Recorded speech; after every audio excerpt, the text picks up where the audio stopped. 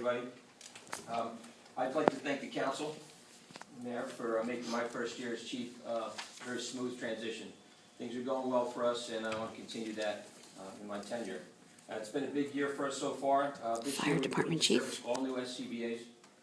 These SCBA's are state-of-the-art tracking device, so that's something that we're proud of, and we're going to work towards that and get really efficient with that. Right now, we're working with that, but we're going to get better at it. Gary, so just explain what SCBA is, because I know I didn't know. Self-contained breathing apparatus. That's the air pack, the mask that firefighters wear when they go into a building. And on those packs are a tracking device that in the command vehicle and in the engine we can start a computer up.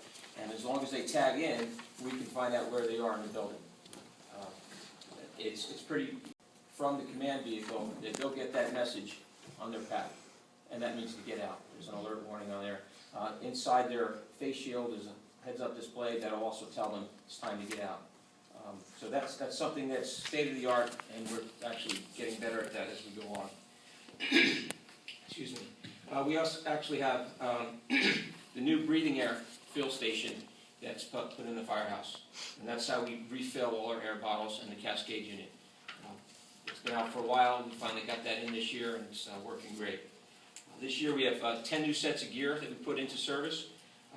The decision to go with our gear this year was Morning Pride.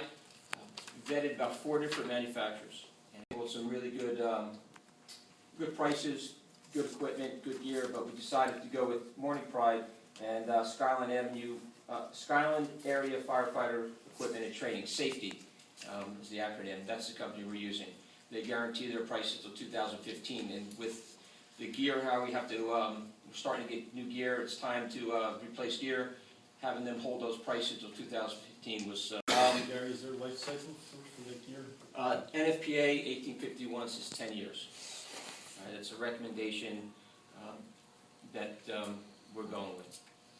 You know, and I know sometimes if the gear, if you're in, you know, we're anxiously awaiting the arrival of the new command vehicle. I spoke to the company. It is in. It's in Morristown. They have to now get it all ready for the radios to get put in. They said the command box in the back where the computer goes and the command board, they're installing all that stuff. So hopefully, I'm confident that we'll be having it in service by the end of this month or early November. We have 2 new AEDs, automated electronic defibrillators, external defibrillators, and one is at the firehouse, stays in there, and one goes on our first 2 engine. So we're happy to have that in there. As far as calls, we have to date 190 calls this year, slightly down from last year. We haven't had any real hurricanes either.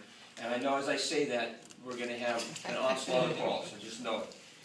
No major firefighter injuries, which we're proud of. If you have any questions, I'd love to answer them for you. I appreciate you letting me speak tonight. I know I was supposed to come up here a couple months ago. An issue with one of our trucks. We are at full complement right now. Command vehicle, who's the manufacturer? It's Ford. It's an Explorer. Got it, Fire Brothers, state contract. And it's stepped up. Well, it's the same one I think the police got. It's a state contract for Explorer. But what we do with it, the command package has the console for the radios, much like the police. But in the back trunk we have basically a command box, and they make all different sizes. And this will have a command board that will slide out, so the command will be at that vehicle. No matter who's command at that time, when that vehicle gets there, that'll run the command. Grant for what is it?